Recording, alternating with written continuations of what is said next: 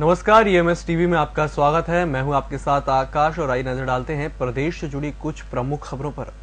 मुख्यमंत्री शिवराज सिंह चौहान ने सोमवार को मंत्रालय में आला अफसरों की सामूहिक बैठक में अफसरों को चेतावनी देते हुए कहा कि अफसर अपनी मानसिकता बदलें। मैं हर काम में नया सुनना नहीं चाहता। मैं राज्य में निवेश लाने के लिए लगातार प्रयास कर रहा हूं। उद्योगपति यहां निवेश करना चाहते हैं, लेकिन अफसर ऐसे नियम कानून बता देते हैं जिससे उनका यहां से मोह भंग हो जाता है। यह कड़वी सच्चाई है।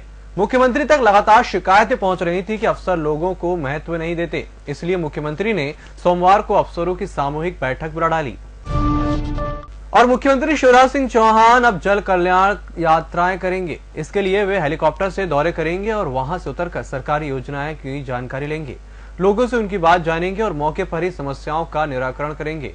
मुख्यमंत्री ने सभी अधिकारियों को निर्देश दिए कि वे जन कल्याण यात्राओं की तैयारी करें। साथ ही उन्होंने एक बार फिर जलाभिषेक अभियान शुरू करने की बात कही। मार्च और अप्रैल में वे विभागों के कामकाज की समीक्षा भी करेंगे।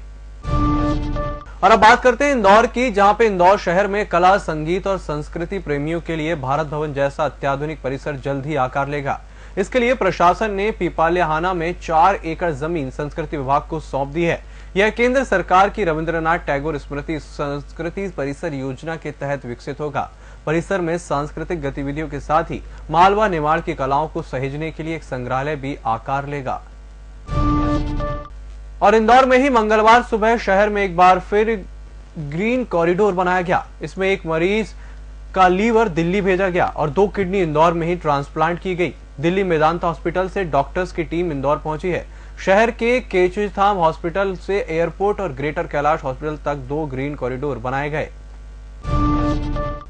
और राजधानी भोपाल के चेतक ब्रिज पर अब ट्रैफिक जाम नहीं लगेगा, क्योंकि लो फ्लोर बसें अब अन्ना नगर से सीधे रायसेन रोड होकर जाएंगी। ये निर्देश चेतक ब्रिज पर लगने वाले जाम को लेकर हुई बैठक में दिए गए।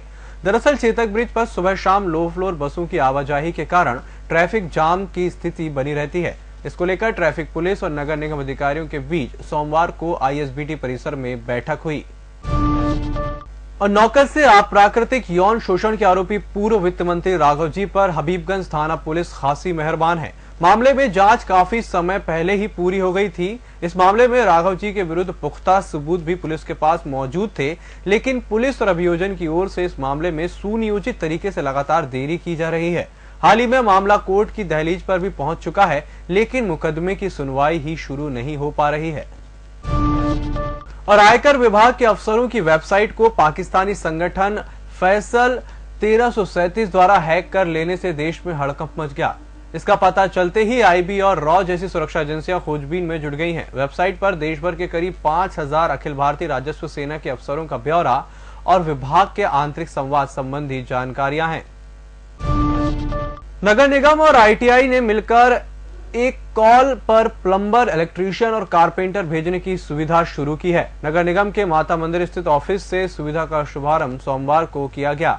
नगर निगम ने महापौर एक्सप्रेस नाम से एक घर पहुंच सेवा का शुभारंभ किया। जन सेवा नाम से यह सुविधा महापौर आलोक शर्मा और सांसद आलोक संजन ने शुरू की है।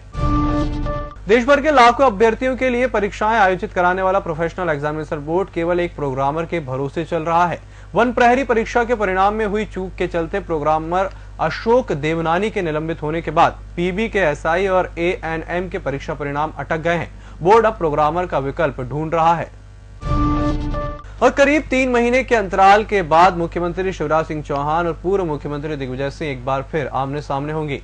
मौका है मैहर उपचुनाव का। इससे पहले रतलाम झाबुआ लोकसभा चुनाव में दोनों ऐसा ही प्रचार अभियान चला चुके हैं। मुख्यमंत्री मैहर में 3 दिन बिताएंगे और पार्टी प्रत्याशी के लिए समर्थन जुटाएंगे, जबकि दिग्विजय सिंह का 1 दिवसीय दौरा है। तो इस बुलेटिन में फिलहाल इतना ही। ईएमएस टीवी की बाकी खबरें आप ईएमएस टीवी की वेबसाइट के साथ साथ हमारे ऐप्स पर देख सकते हैं। इसी के साथ मुझे दीजिए इजाजत और देखते रहिए ईएमएस टीवी। नमस्कार।